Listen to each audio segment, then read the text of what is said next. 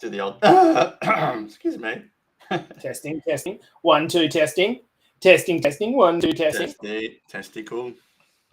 All right. So hopefully we should be good. Yeah, we are live. We are live. It's good. So Excellent. how's your weekend, mate? What was the scoop? So you did another like half marathon or something? Nah, you know what's the worst part is I feel like a failure because I only did 10Ks on Sunday, but I did like 1,200 meters of climbing. So I was like, it's still very tough, like very hard on the legs. But there's only this last feel like, oh shit, 10Ks. Like normally I'm out doing 17 to 20. Yeah. But I was running up and down the mountain just like repeatedly because I got to get my legs conditioned to the staircases. So that's good fun. Yeah, sounds fun, mate. Wow. Yeah, it's excellent, man. I actually really enjoyed it. Like the first few weeks, I was like, oh, this is a bit of a chore. Now I'm like, okay, I understand the reason why behind it. So yeah, the method in the madness is good. Oh, good. But mate. apart from that, yeah, it was a good weekend, man. How was yours? Yours is still going. Yeah, it's still going. Yep. We're on a Sunday here, so I don't know, man. Like with 2 kids, the days are just like blending into each other, so there doesn't feel like there's any kind of like set weekend, you know. Yeah, exactly. That's all good, mate. That's all good. I know the fun of kids, huh? Oh, totally. All right, so good morning, everyone. Beautiful people here today. Yeah, Mick, check your Facebook because hopefully this it's on, dude. Just sick. Got a notification. Yeah, awesome. One of the things that we've worked out how to do, guys, is to do some kind of concurrent streams, which is cool. If we've got a podcast guest on, it allows us to share the stage, which is nice. Yeah, so excellent. Who we got here? We got Tezza. Good morning, brother. I hope you're always number one. Always number one. He's got his alarm on. Who else we got? Jackie. Good morning. How are you? Kenny and Hazel are killing it. Evening, gentlemen. Hello, Marky. How are you, my legend? Matty Harvey. Mate, I was super jealous of Matty Harvey's his walks. It looks like, I think it was Bondi to Bronte or Bondi to Coogee, one of the two. It's like, yeah. Well, yeah, I know. You get homesick, don't you? Totally jealous, mate. Yeah, totally. Mate, you should see what the equivalent of a Vancouver beach is. It's like, for anyone that's from the Central Coast, it's like the estuary down at Blackwall. And then Cordia goes, look at our beach. What's wrong with it? It's just horrible.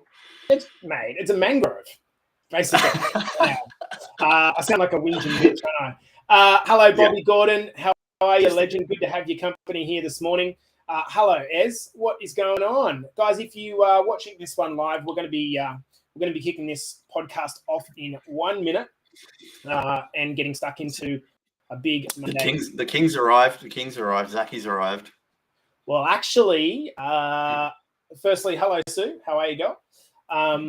Zachy is hopefully joining us on the podcast next Monday, which is wow. Yeah, he's our boys crushed through 20 kilos yesterday.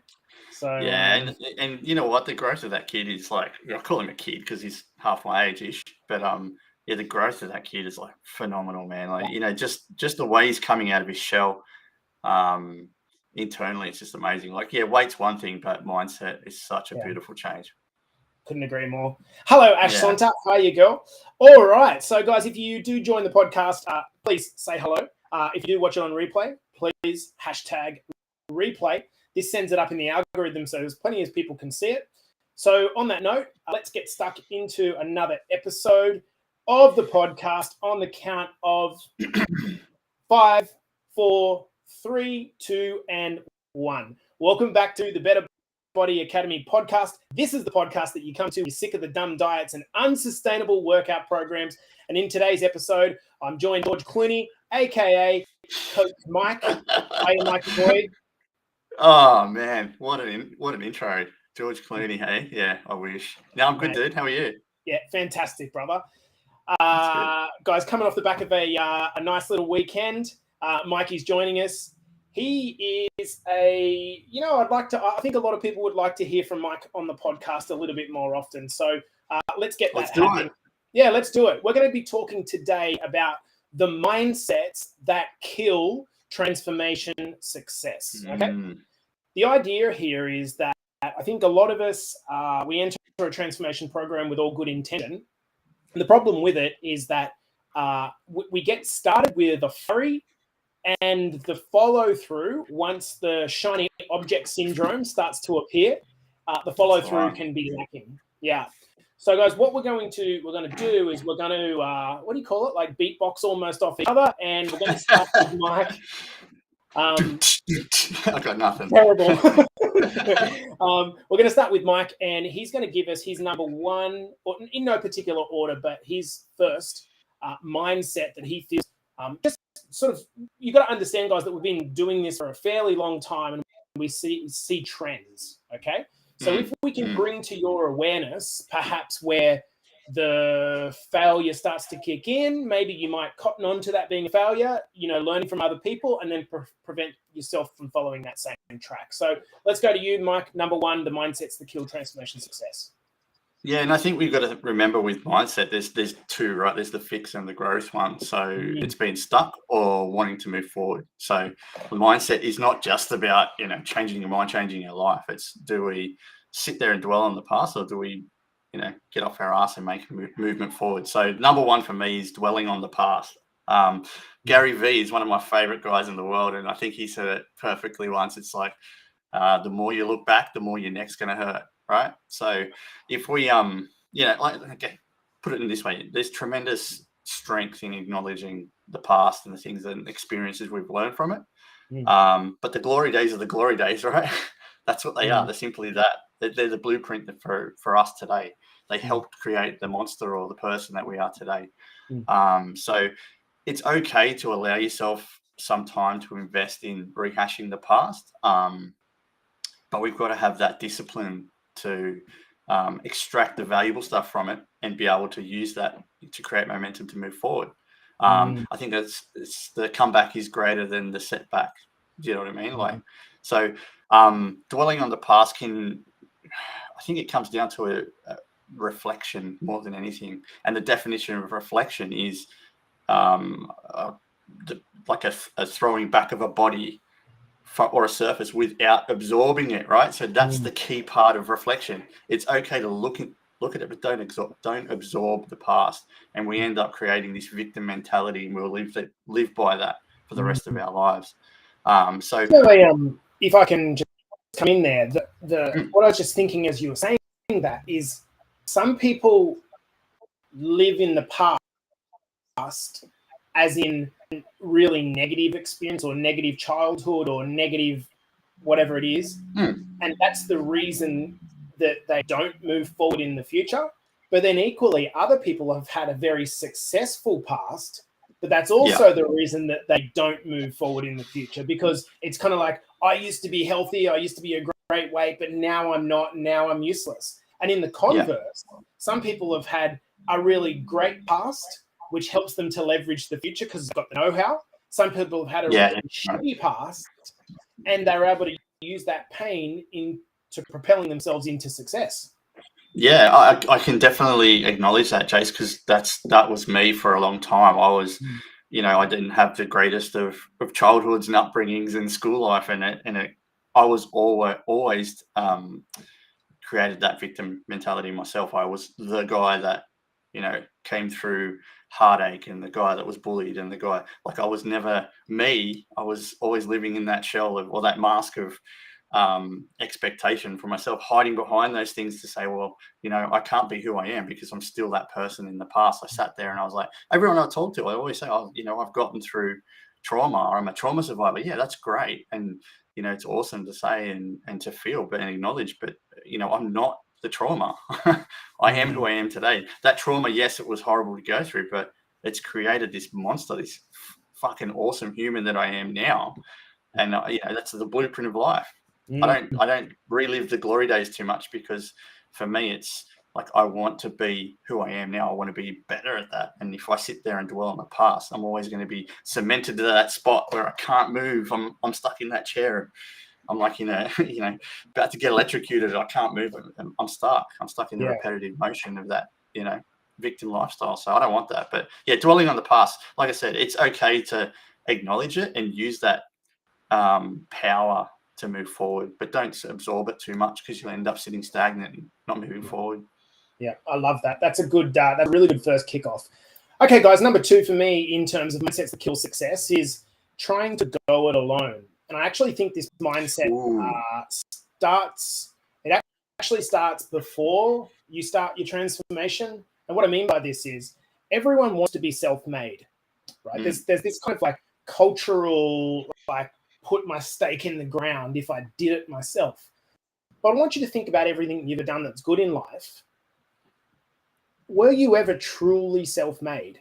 Maybe you had a coach or a manager. Maybe you had a good educator along the way. Maybe you had the support of your partner or family. No one person is an island, and you're not truly self-made.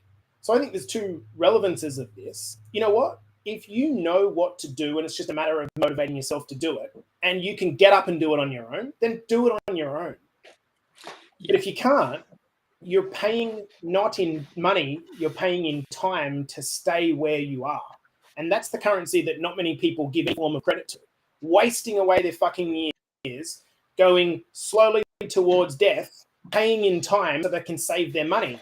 When actually what they could do is get a coach that helps them to leverage into where they want to be quicker. When you pay for a coach, you're meant to be paying for speed of results and getting to wherever it is that you want to get to quicker. That said, I totally understand the mindset because I sat in the same spot for 6 years, holding on to my money and instead paying with time. And in reflection, it's the biggest mistake that I've personally made in my life. So the key mindset here is that whether you have started in a transformation program, first, recruit some help. Doing it yourself doesn't make you any more of a winner. In fact, I think it makes you a little bit stubborn, actually. Just get some help. The second thing is, when you get started, don't hide. A lot of people, when they experience some struggles, they run away from the coach. They run away from the community, which is the exact, think about that logically. That's the exact opposite of what you actually should do. When you're struggling, you should run to your coach. You should run to your friends and family for help so that you get unstuck quicker.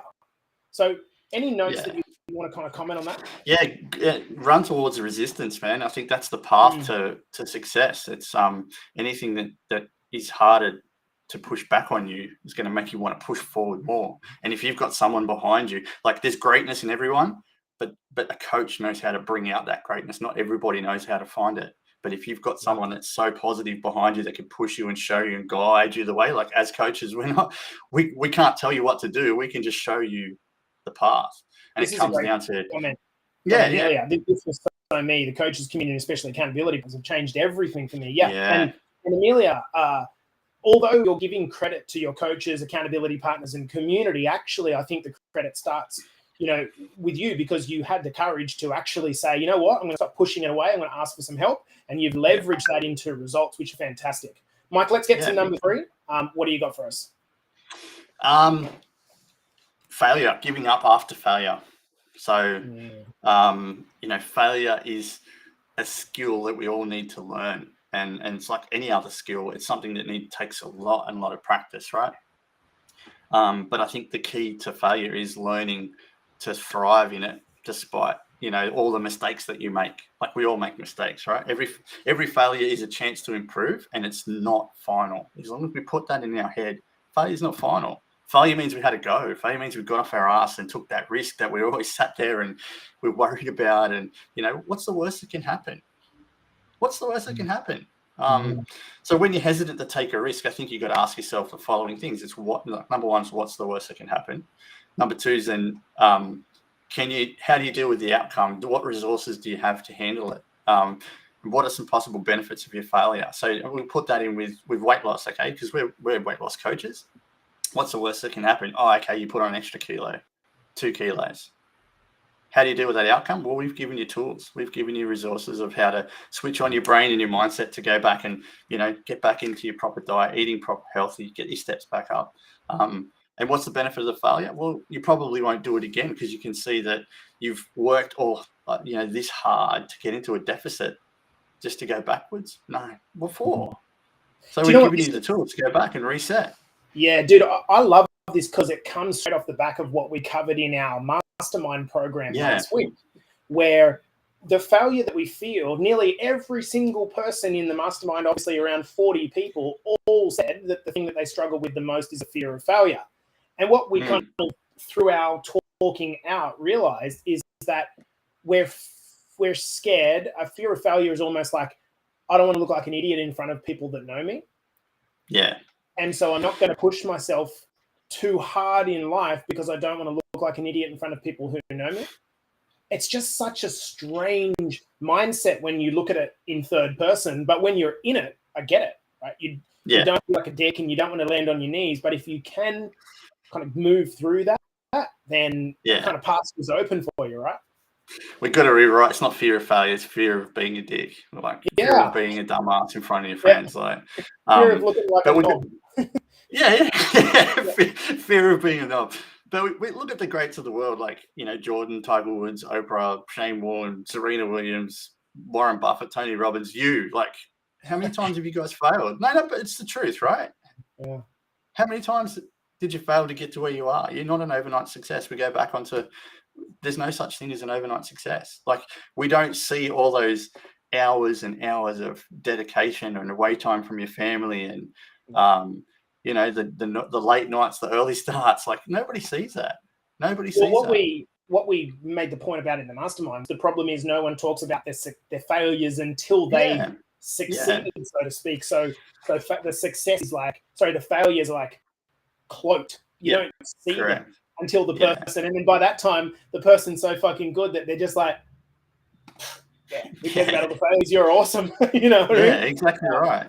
But like, people with a strong mindset are willing to fail and fail again. It's right, as long as it's the learning experience from every failure brings you closer to your ultimate goal. All right. So let's look at Lego. Right. Everyone's played with Lego. Look, Lego is us. Right. There's a blueprint. There's a shitload of blocks. That's us, and we've got to build this Lego, which is us. Right. So what Lego's taught us about failure is, you can put a brick in the wrong spot, but if you calmly pull it apart, which is going back into your past, pull that brick out, put it in the right spot, replace it, continue building, which is yourself, you can just get out of that failure. I love that. Yeah. I love that. This is more. It's the easiest analogy to put it towards, because everybody's played with Lego, and it's like, you get frustrated and you probably want to smash things, but that happens in life. But you can easily pull it apart, replace the brick, keep going, keep growing. End of story. I wonder what it's going to take for there to be a shift, both inside of our academy, and I think it's started, but this is such an ingrained cultural thing that you don't want to look like a dick in front of your mates.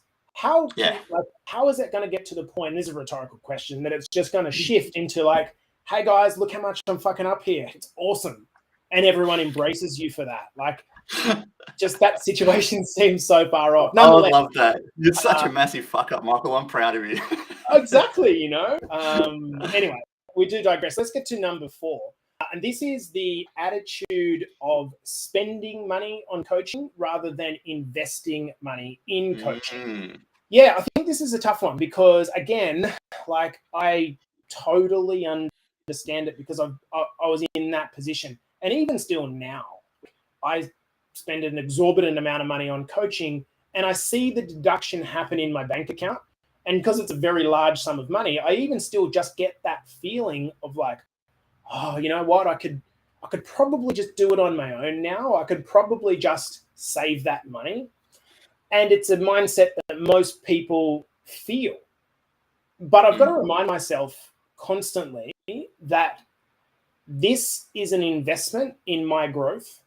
And somehow when it comes to money, we end up spending the money in other ways anyway. And most of the time, it's not on things that are going to grow our life.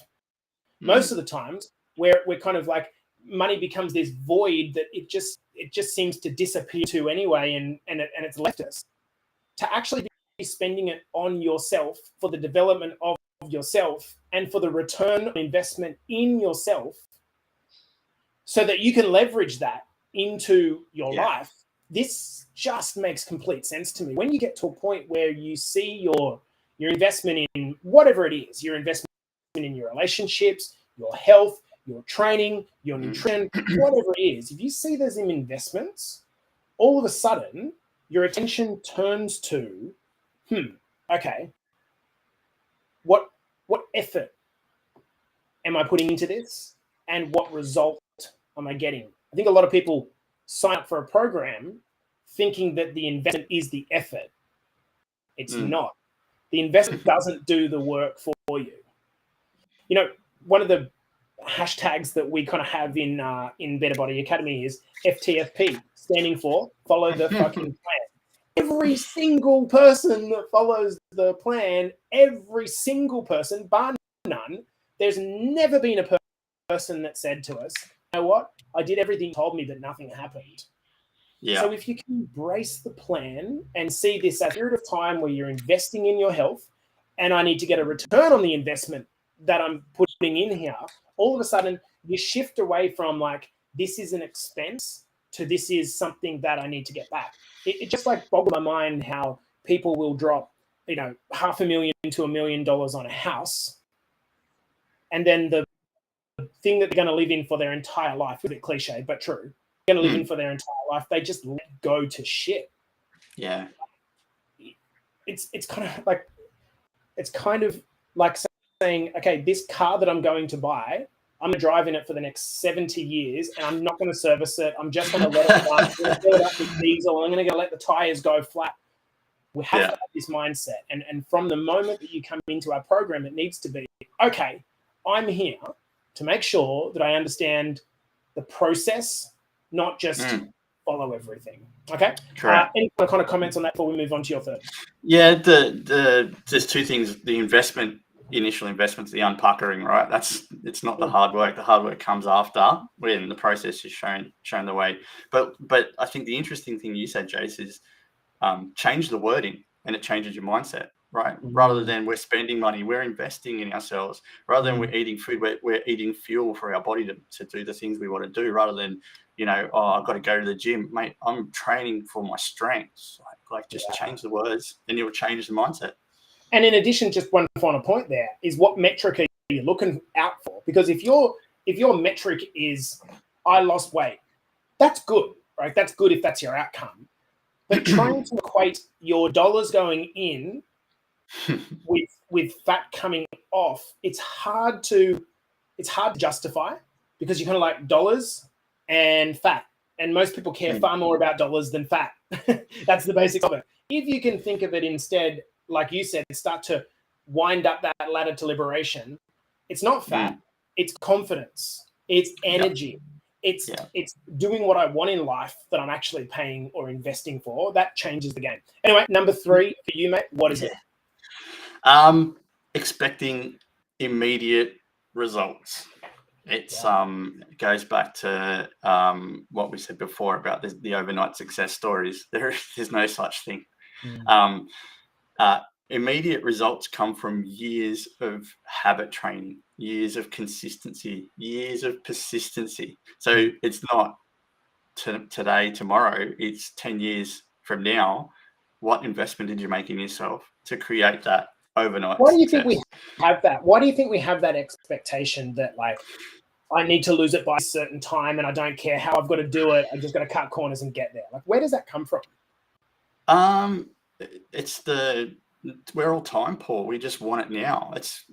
We've got an overload of information at our fingertips, and whatever we want to know about something or do something, it's when we can Google it and it's there. Like, we don't have to we don't do the research anymore.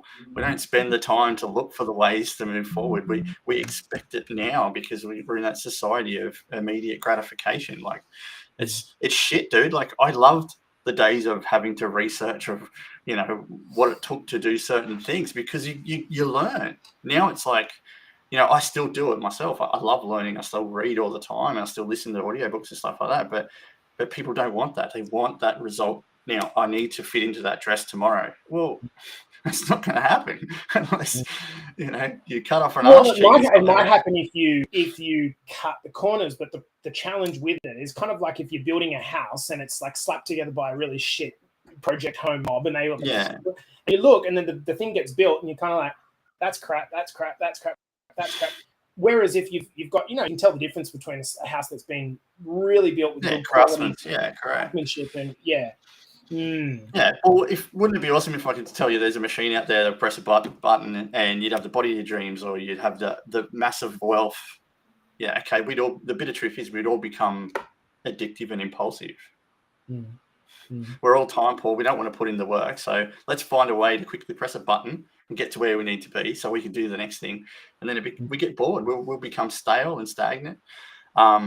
It's, to me, anything in life is the long game. It doesn't matter what it is, right? Especially when it comes to transformation. You want sustainability. You want to have that ability to live a normal life, eat the things you want to eat, do the things you want to do, but also know that you've put on all this hard work to get to where you are now in this deficit, whether it is transformation or life in general. Why do you want to just throw it all away by making a silly mistake? Why would you want to do that? So work hard, look for the long game on anything, and create like excessively good habits. Yeah. Practice makes permanent, not perfection. There's no fucking such word as perfection. It should be erased from the dictionary. Greatness is achievable, perfection is unattainable. So create big goals, but break them down into smaller, attainable, habit-making goals. Focus on being 1% better every single day. Show up. Be a man of your word, a woman of your word. Show up. I'm going to wake up every day. Perfectly into the final point, which I want to make, is that the mindset of you can't just change what you're doing without changing who you are. And I think, let's face it, like this is the kind of big mistake of the fitness industry to me. It's like, I just want to get the result as quickly as possible. And I don't care how. I want to look like that. I've got my wedding coming up. I want to look like that. There's no thought into what happens beyond that. Where else in the world do we only care about the short-term result? Imagine walking into a car yard and saying, well, I've got a holiday that's coming up and I need to go from Sydney to Brisbane. And as long as I can do that, it's fine. I don't care how the car performs after that. Just make sure that it gets me from Sydney to Brisbane now. Like, imagine in your relationship, like a marriage, and going, you know what?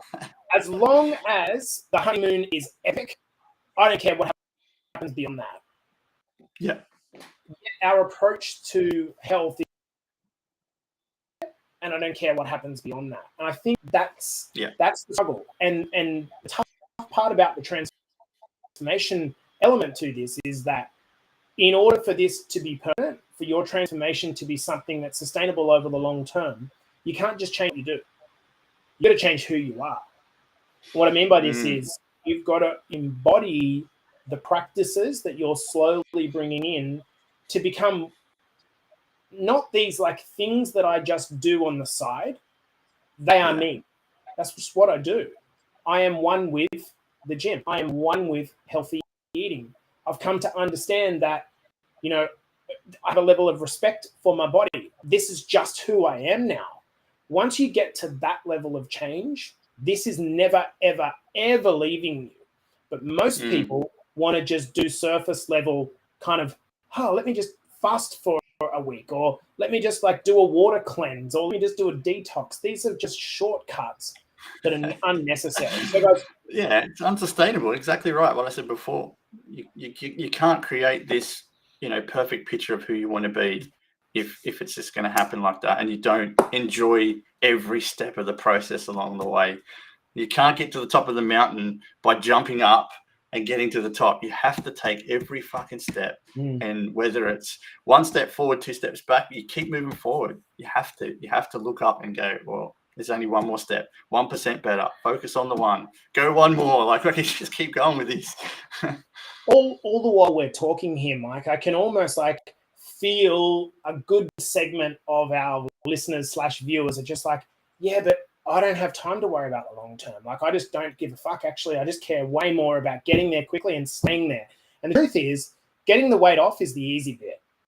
Keeping it off and maintaining that over the long term is the challenge, and that requires having the right mindset. So what I might do is just quickly give you the 6 mindsets that kill transformation success. That is dwelling on the past and letting your future be defined by it, going it alone and trying to be self-made. Number 3 was giving up after failing, thinking that that's finite, spending money on coaches or a program rather than investing your time and money, expecting immediate results. And the 6th one is changing what you are doing, not just what you are doing, but who you are as well in the process. The identity shift is imperative. Mike, any closing thoughts before we finish up this episode? Yeah, I think simplify it all is don't obsess over the results, obsess over the process. That's the only way to move forward. Yeah, you know what? I'm not even going to say anything further because that's probably what I would have said if I was asked that same question. I'm dropping the mic. Love it. Guys, this has been the Better Body Academy podcast coming in this morning with Coach Mike. Hope you guys have enjoyed this episode. We will see you in the next.